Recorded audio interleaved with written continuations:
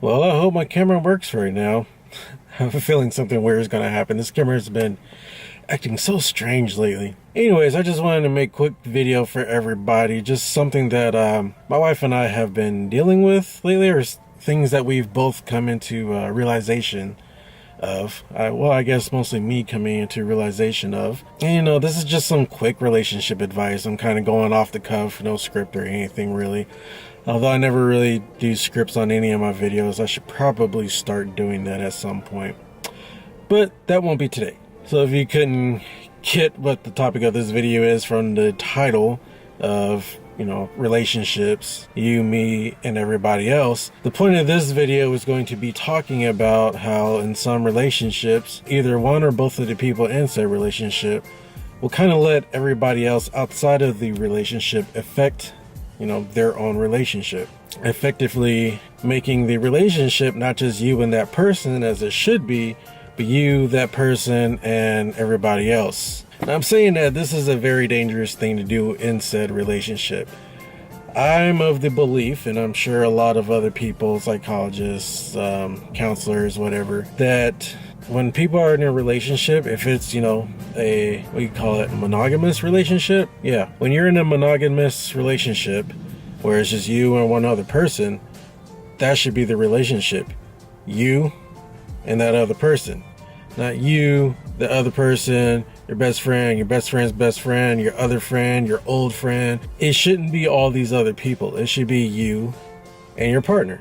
The reason being is because once you start involving other people in your relationship, i.e., letting them dictate what you should or shouldn't do, let them dictate how you should or shouldn't feel, let their emotions rule your emotions inside the relationship, that's when things start getting difficult, especially for the other person who has to, A, deal with them, and B, have to allow these other people in their relationship, making things even more crumpled up, So when you let these other people start ruling your emotions, it's no longer what you're feeling towards your partner or towards the situation with your partner. It's what you and everybody else is feeling towards that relationship and towards said partner. Now, I'm not saying that, you shouldn't listen to your family and friends at all.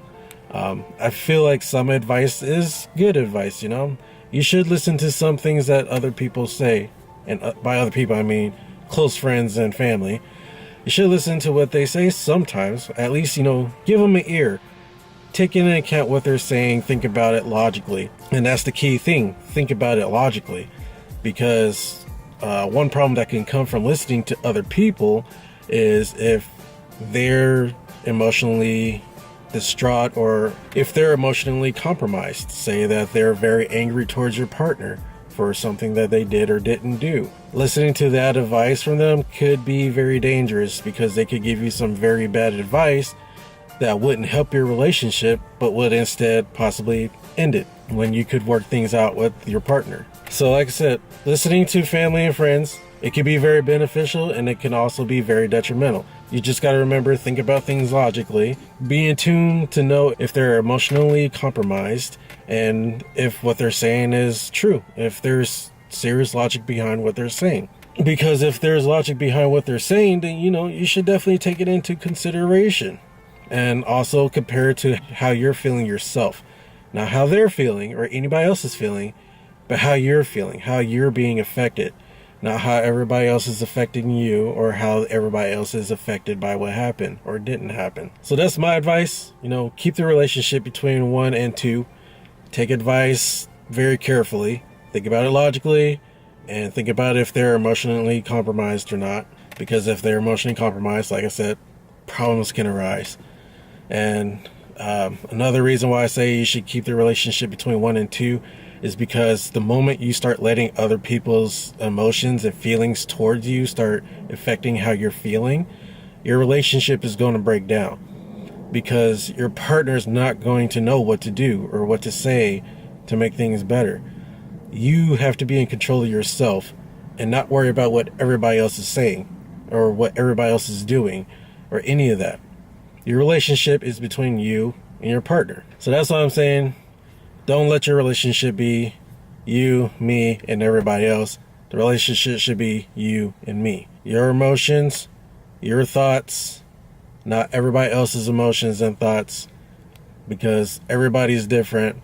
Those other people are not in your relationship. They can't give you, they can't always give you the best advice for said relationship. Even if they know everything, they still don't truly know you. They still don't truly know your partner. They still don't truly know the situation or the feelings or anything that's going into things at the moment. You and your partner, that should be the relationship. And I guess a counselor, because counselors can be non-biased, so they can also give, great advice and help and stuff. And they're also coming from a neutral position.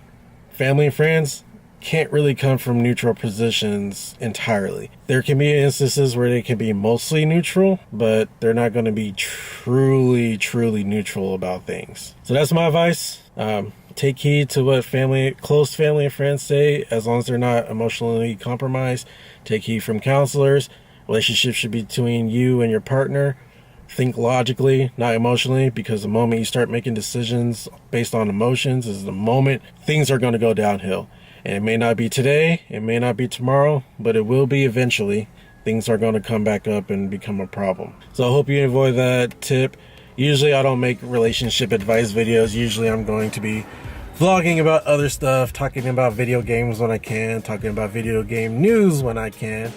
So if you like vlogs mixed in with some gaming, nerd culture, gaming, I said gaming again, so I'm going to keep saying gaming. If you're interested in all that, make sure you subscribe down below. I'm going to keep trying to make videos as much as I can. Being a student is so hard. Trying to do all the homework and classes and driving and all that stuff, and I'm being looked at weird by somebody walking by listening to me talk. So that's all cool and good and dandy. But like I said, this channel is usually about vlogs, gaming news, all kinds of fun stuff. Cars, when I can eventually afford cars and get into cars, that will be fun. Hope to catch you later. Make sure you subscribe again. Make sure you like the video, share the video to help your friends and family that are going through things and not really sure what to do. Hope this helps. Peace.